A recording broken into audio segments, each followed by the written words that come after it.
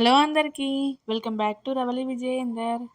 ఇవాల్టి వీడియోలో మీకు కాకరకాయ కర్రీ చూపైపోతున్నానండి. కాకరకాయ కర్రీ అంటే ఇష్టం లేని వాళ్ళు కూడా లొట్టలేసుకొని తింటారండి, అంత బాగుంటుంది. వేడి వేడి అన్నంలో ఈ కాకరకాయ కర్రీ వేసుకొని తింటే చెప్పక్కర్లేదండి, అంత టేస్టీగా ఉంటుంది. పిల్లలు కూడా కడుపు నిండా కమ్మగా తినేస్తారండి, అంత బాగుంటుంది. ఈ వీడియోని ఎవరైనా కొత్తగా చూస్తున్నట్లయితే ఛానల్ని సబ్స్క్రైబ్ చేసుకొని మీకు ఈ వీడియో నచ్చినట్లయితే ఒక లైక్ చేయండి. మరి ఈ టేస్టీ అయిన కాకరకాయ కర్రీని ఎలా తయారు చేసుకోవాలో చూసేద్దాం. ముందుగా నేనైతే ఇక్కడ ఒక పావు కిలో కాకరకాయలని తీసుకున్నానండి. నేనైతే పైన పీల్ తీసేయలేదు, మీకు నచ్చితే తీసేసుకోండి. పైన పీల్ తీసేస్తే అందులో ఉన్న పోషకాలన్నీ వెళ్ళిపోతాయండి, అందుకే నేను తీసేయలేదు. చూడండి, ఇలా వీడియోలో చూపిస్తున్న విధంగా ఇలా రౌండ్గా కట్ చేసుకొని పెట్టుకోండి. అందులో ఏమైనా ముదిరిన విత్తనాలు ఉంటే అవి తీసేసుకోండి. చూడండి, ఇలా తీసేసుకుని నేను ఇక్కడ చూపిస్తున్న విధంగా రౌండ్గా కట్ చేసుకొని పెట్టుకోండి. ఇప్పుడు ఈ కాకరకాయ ముక్కలన్నిటిని ఒక బౌల్లోకి ట్రాన్స్ఫర్ చేసుకోండి. చేసేసుకొని అందులోకి 1 టీ స్పూన్ సాల్ట్ వేసుకోండి. అలాగే ఒక పావు టీ స్పూన్ పసుపు వేసేసుకోండి. వేసేసుకొని చక్కగా అంతా ఒకసారి బాగా కలుపుకోవాలండి. చూడండి, ఉప్పు పసుపు అంతా కాకరకాయ ముక్కలకు బాగా పట్టేలాగా కలుపుకొని మూత పెట్టుకొని ఒక 10 నుంచి 15 నిమిషాలు అలా పక్కకు పెట్టేసుకోండి. చూడండి, నేను ఒక 15 నిమిషాల తర్వాత చూపిస్తున్నాను.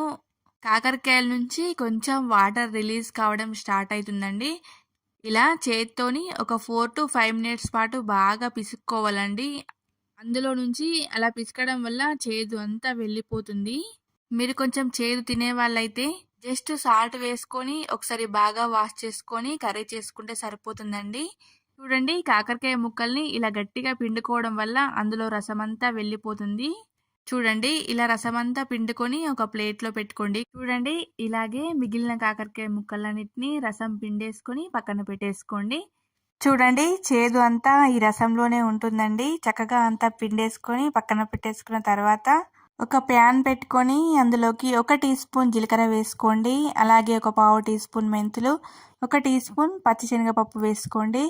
అలాగే ఒక 3 నుంచి 4 టీ స్పూన్ల దాకా నువ్వులు వేసుకోండి. వేసుకొని దోరగా ఫ్రై చేయండి. స్టవ్ని లో ఫ్లేమ్లో పెట్టుకొని మంచి స్మెల్ వచ్చేదాకా బాగా వేపుకోవాలండి. చూడండి, ఇలా లైట్గా ఫ్రై అయిన తర్వాత ఇప్పుడు అందులోకి ఒక 2 టీ స్పూన్ల ధనియాలు వేసుకోండి. ధనియాలు కూడా వేసుకున్న తర్వాత అందులోకి ఒక 2 కరివేపాకు రెమ్మల్ని కూడా వేసుకొని చక్కగా అంతా బాగా ఫ్రై చేసుకోండి. మంచి స్మెల్ వచ్చేదాకా ఫ్రై చేసుకున్న తర్వాత ఇప్పుడు ఇదంతా ఒక ప్లేట్లోకి వేసుకోండి. వేసుకొని కంప్లీట్గా చల్లారనివ్వండి. చల్లారిన తర్వాత ఒక మిక్సీ జార్లోకి యాడ్ చేసుకొని చూడండి, ఇలా మెత్తని పౌడర్లా మిక్సీ పట్టుకోండి.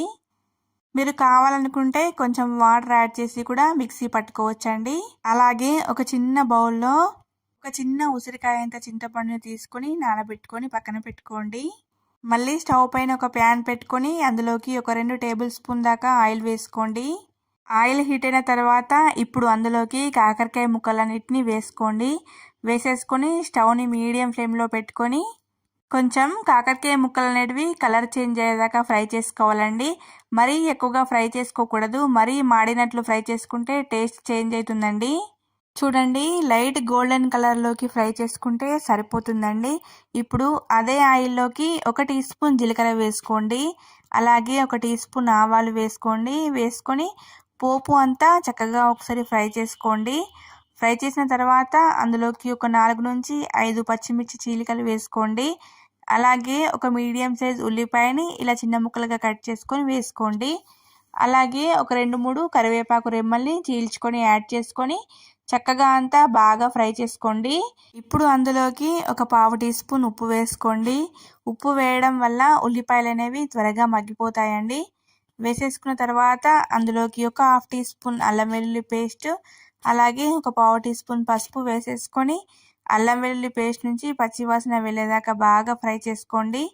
ఫ్రై చేసిన తర్వాత మనం ఫ్రై చేసుకున్న కాకరకాయ ముక్కలన్నిటిని అందులోకి యాడ్ చేసుకోండి.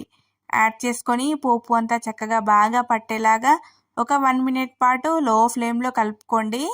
కలుపుకున్న తర్వాత ఇప్పుడు మనం మిక్సీ పట్టుకున్న పౌడర్ ఉంటుంది కదా, అది కూడా అందులోకి యాడ్ చేసుకొని స్టవ్ని లో ఫ్లేమ్లో పెట్టుకొని ఒక 1 మినిట్ పాటు అలా ఫ్రై చేసిన తర్వాత ఇప్పుడు అందులోకి రుచికి సరిపడినంత కారం యాడ్ చేసుకోండి. ఒక 3 టీ స్పూన్ల కారం అయితే యాడ్ చేశానండి. మీరు మీ టేస్ట్ తగ్గట్టుగా వేసుకోండి. కొంచెం కారం తక్కువ లైక్ చేసేవాళ్ళు తక్కువ యాడ్ చేసుకోండి, ఎక్కువ లైక్ చేసేవాళ్ళు ఎక్కువ వేసుకోండి. ఇప్పుడు మనం నానబెట్టుకున్న చింతపండులో నుంచి పిప్పిని తీసేసి అందులో రసాన్ని వేసేసుకోండి. చిక్కటి రసం వేసుకోవాలండి. వేసేసుకొని చక్కగా అంతా ఒకసారి బాగా కలుపుకోవాలి. ఆ చింతపండు రసం అనేది కాకరకాయ ముక్కలకి బాగా పట్టాలండి. ఇప్పుడు అందులోకి ఒక గ్లాస్ వాటర్ యాడ్ చేసుకోండి. ఇది గ్రేవీ కోసం. వాటర్ అనేటివి ఎక్కువ యాడ్ చేసుకోకూడదు, కొంచెమే వేసుకోవాలి. వేసేసుకొని మూత పెట్టుకొని ఒక 5 to 6 మినిట్స్ మీడియం ఫ్లేమ్లో కుక్ చేసుకోండి, సరిపోతుంది. చూడండి గ్రేవీ ఎంత థిక్గా వచ్చిందో.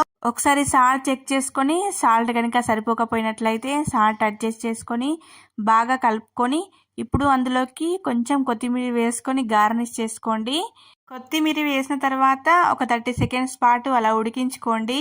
ఆ కొత్తిమీర ఫ్లేవర్ అనేది కర్రీకి బాగా పడుతుందండి. కొత్తిమీర ఫ్లేవర్ అనేది చాలా బాగుంటుంది. చూడండి ఎంత చిక్కగా ఉందో గ్రేవీ. అన్నంలోకి కలుపుకొని తింటే కూడా చాలా బాగుంటుందండి. అంతేనండి, కాకరకాయ కర్రీ రెడీ అయిపోయింది. చాలా చాలా టేస్టీగా ఉంటుంది, అస్సలు చేదు ఉండదండి. పిల్లలు కూడా చాలా ఇష్టంగా తింటారు. మరి ఈ వీడియో మీకు నచ్చినట్లయితే వీడియోని లైక్ చేసి షేర్ చేసి మీ ఫ్యామిలీ ఫ్రెండ్స్ అందరికీ షేర్ చేయడం మర్చిపోవద్దు. మరొక మంచి వీడియోతో మీ ముందుకు వస్తాను. బాయ్.